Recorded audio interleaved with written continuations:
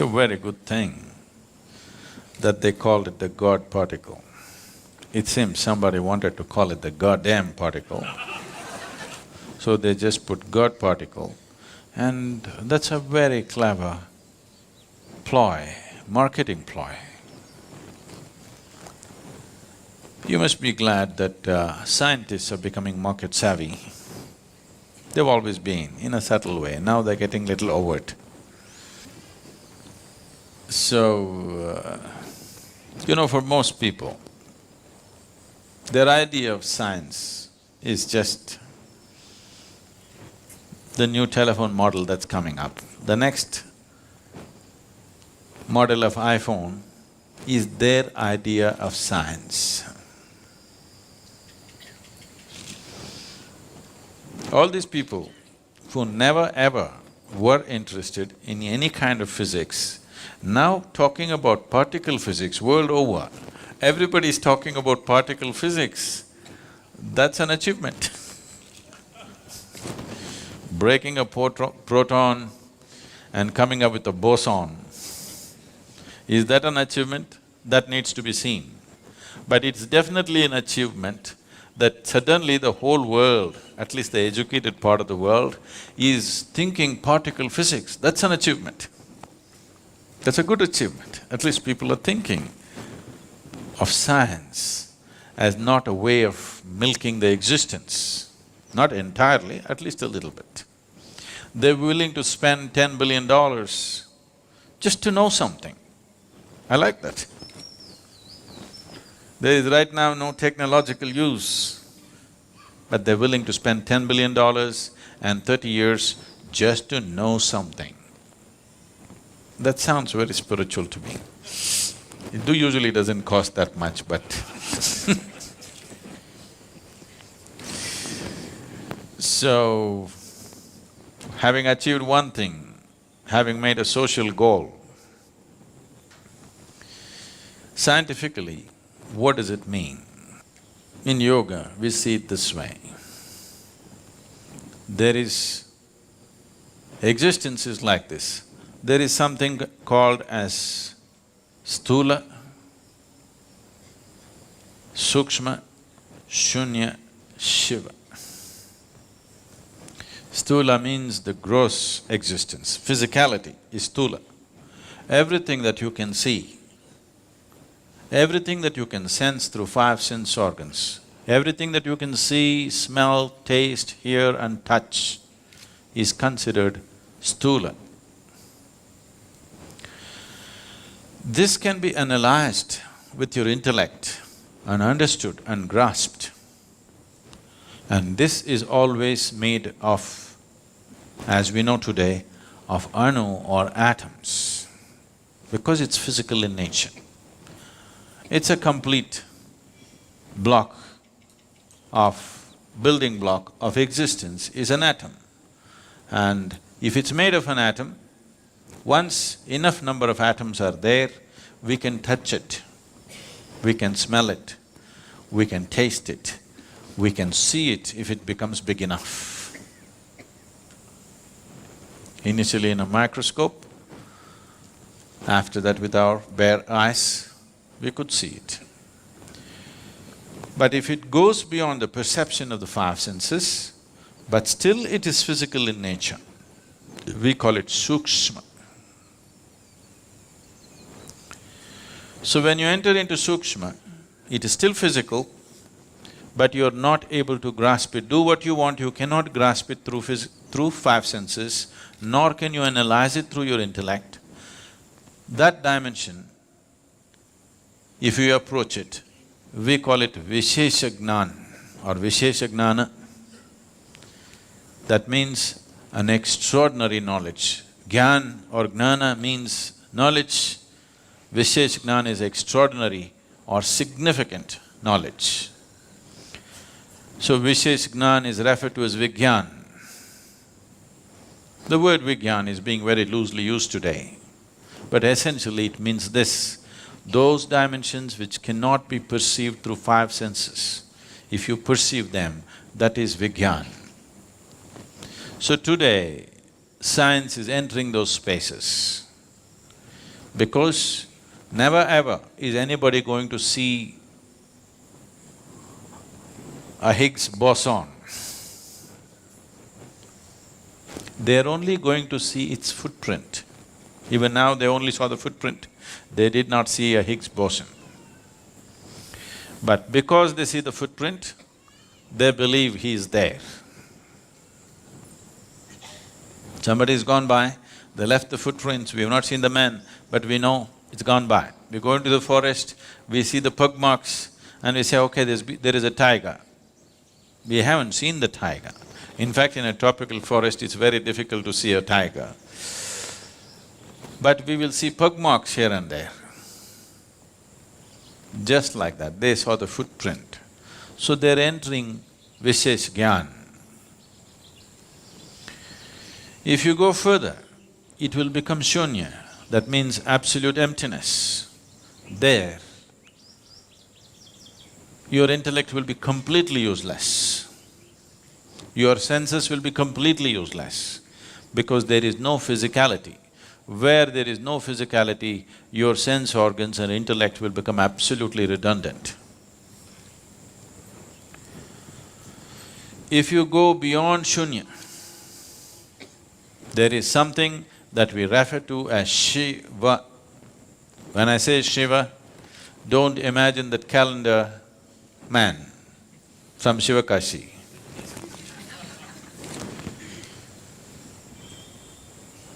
Shiva means that which is not. If you touch that which is not, we have always seen it is not physical in nature. It is not physical in nature means it does not exist, but it is opaque. How can that be? It is not in the realm of your logical mind.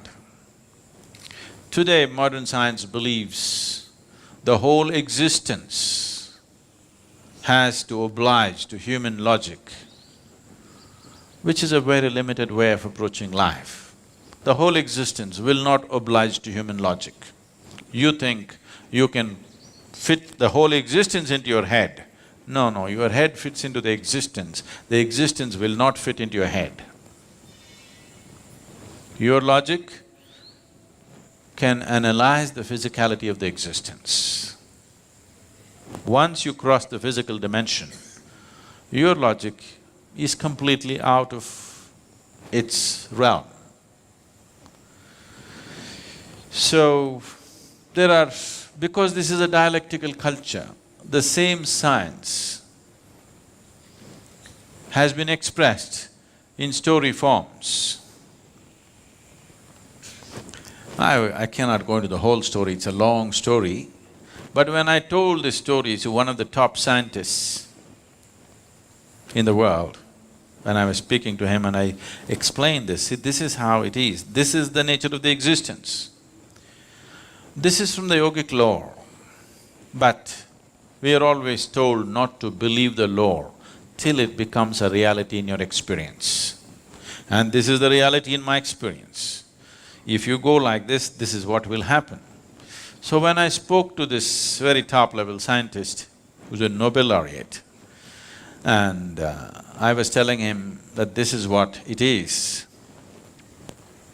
there were a group of… Hello?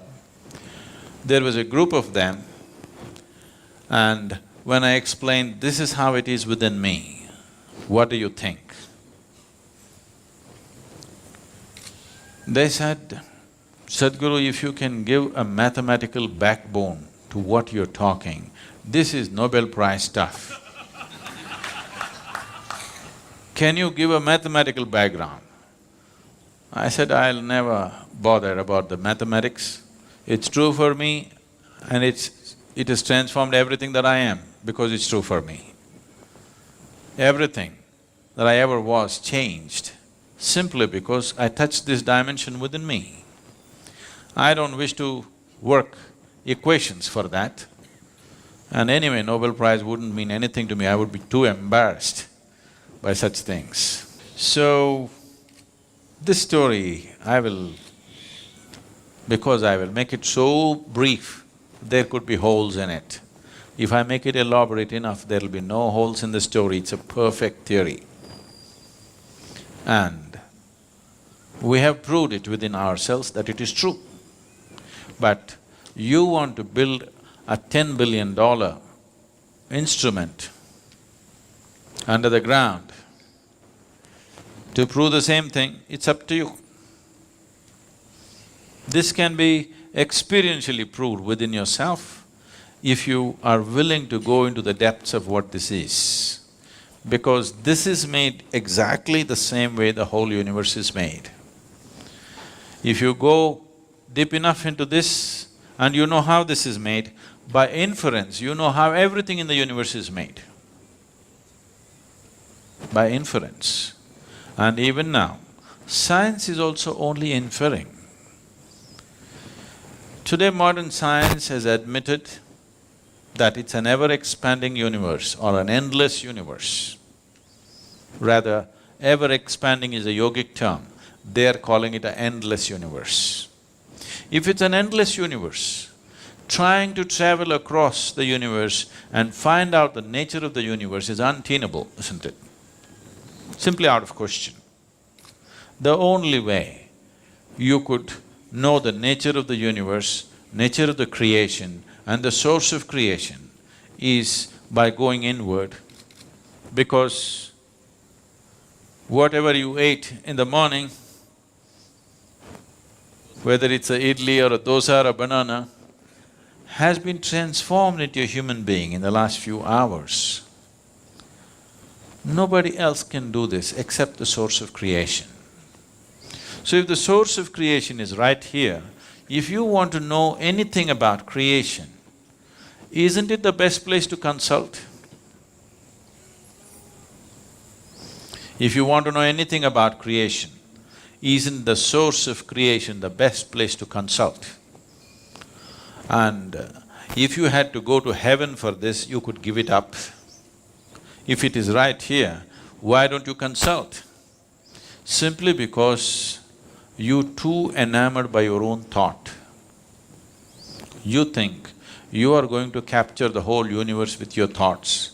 It is a foolish way to approach. The only reason why science has survived is because of technology. It keeps throwing out technologies. If no technologies were coming out of science, they were just talking about all the things that they have been talking, people would have beaten them down for the money that they spent. And it's happened in the past, when there were no technologies and people just spoke science, they were beaten down, isn't it? So, science has its value in terms of utility, but science cannot open up the existence for human experience. It will not, it can never do it, because they are going with intellect. Intellect as an instrument works only to dissect. The only way intellect can approach anything is to break it up and see. If you ask a scientist to find out something about this flower, first thing is he will break it up into pieces. I think I should ask a scientist to make me understand one of you. He will talk about dissecting you then. If you break this up, you may know many parts of this. You may know the structure of it, you may know the chemistry of it, but you will not know the beauty of it. You will not know the completeness of it, because the flower is an expression of a plant finding its fulfillment. It is the highest thing for the plant. For its life, this is the highest happening. It's the flowering of that life. You will not know that. You will not see the hand of the Creator in this if you break it up. But as a whole, if you are willing to pay attention, absolute attention, if in your approach you make this flower more important than yourself and keep your focus on it, you will see the whole universe in this. If you break it up, you will have petals, you will have other parts of the flower, and you will come to vulgar conclusions, and then you will learn how to make use of it. So right now, unfortunately, our approach, what we call as science, has become like this: how to use everything in the universe for our benefit. If you see a tree, in America they call it wood.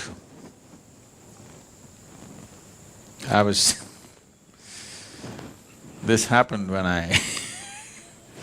when I was in college. This happened about 4 years ago when I was in Mysore. For the first time, I conducted a program after many years. And all kinds of people turned up. My teachers from school and college turned up. They wanted to see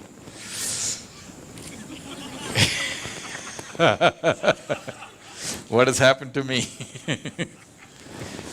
So after I spoke there and we had 2-day event, and then my English teacher came and hugged me and she said, "Now I know why you wouldn't let me teach Robert Frost." I said, "Why, ma'am, why would I not let you teach Robert Frost? I like Frost." She said, "No, do you remember, you wouldn't let me teach Frost?" Then I remembered. One day she came and she opened the book and she introduced Robert Frost as a glorious poet, and then she started off, "Woods are lovely, dark and deep." I said, "Stop." I said, "A man who calls a tree a wood, I don't want to listen to him." She said, "No, Robert Frost is a great poet." I said, "I don't care how great he is. A man who calls a tree a wood, I will not listen to him."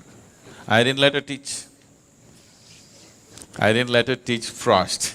So after many years, she comes up to me and she says, "Now I know why you wouldn't let." So, if a tiger comes here now, from the mountains I mean, if you come from Sri Lanka, that's different. If a tiger comes down from the mountain, looks at you, he will think, "Wow, dinner." So you look at a tree and you think, "Wood." It's all right for a tiger to do that, because that's all he knows.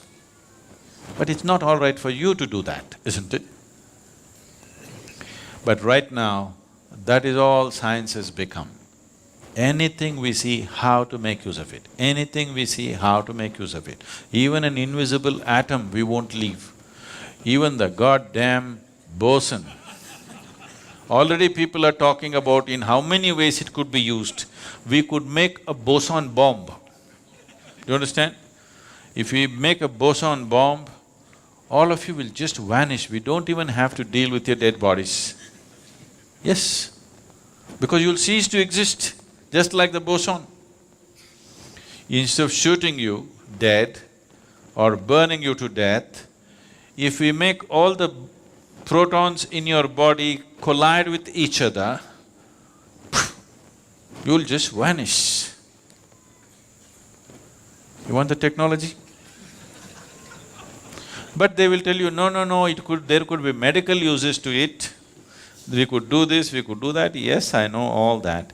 But just the idea, it doesn't matter what, you cannot look at anything without thinking, in what way can I make use of it, is a very crass way to exist. With this level of existence, you will have everything and you will have nothing. This is modern life. People have everything like never before, and they got nothing in their lives. Nothing that you can call of any worth. People who have everything and cannot feel life in any significant way, when they die or when the moment of death comes, they will see that they spent these whatever number of years without living a moment, because what can I get is a sure way not to live, because from what you get you can only make a living. It's only by what you give that you make a life. So giving does not mean money or something else or something else. It is just that this moment, if you look at this tree how totally you can give yourself to this tree, that is how intensely you know life. If you sit here and calculate, what can I get out of this tree, you will completely miss life. Completely. Life will evade you. So, this kind of science which denies you life should be restricted, if you ask me. I know I'm going to be hugely unpopular because somebody is going to Twitter and say, Sadhguru says science should be curtailed. It's all right. I'm telling you, a science which is driven just by what can I get out of it needs to be controlled a bit. Otherwise, human beings will have everything and they'll have nothing. When that is your experience, then you will destroy everything. Today, the planet is not being destroyed because of something else. It is just unbridled use of technology, isn't it? It could have been used for our well-being, but it's working against us because we have not worked the other dimensions of life. We're just going with this, what can I get, what can I get? If you go with this, there'll be no planet left after some time. But even if the planet is left, suppose we rope in another 10 planets, still it will not be enough. We will still have nothing, we'll have everything. This is my experience. Science should have been just a quest to know, not to exploit the creation. It is just a longing to know. Human longing to know wants to find expression in every possible way. Physical sciences is one of the ways, perfectly fine. But once it starts serving the masters who sponsor it, then if businesses sponsor it, they're looking for profit from it. If nations sponsor it, they're looking how to make more powerful weapons out of it all the time. You must understand this. The cutting-edge science always first becomes cutting-edge military technology. Only after that it comes down to other uses. How many lives has it taken? How many more do we want to take? That's a question. So, this goddamn particle, one good thing it's done is, the whole world is thinking particle physics. I like that. That's nice. But do you know the boson is named after Satyendranath Bose? You know this? No? It's an Indian mathematician, a self-taught mathematician. As Albert Einstein acknowledged, he said, the Western sciences couldn't take a single step without the Indian mathematicians. The fundamentals of mathematics came from the East. But always here, the other ethos of the culture said, you should not do anything that's exploitative to nature, because nature was seen as Mother Nature. You don't go about raping Mother Nature. You take only what you need, nothing more. Because of that attitude, this science was not converted into technology, and that is the wisest way to handle science. Just as a quest, a tool, a way to know, and nothing beyond that, and technology must be really controlled. What is absolutely needed, that's all that should be done. This unbridled usage, already people are talking how to use the boson that they have not seen. When we can use the atom that we have not seen. So it doesn't matter what you see, you're thinking of how to use it. This attitude, unfortunately, has been further fueled by the attitude of science. This needs to be checked, otherwise it will be our nemesis. It will for sure be a goddamn everything.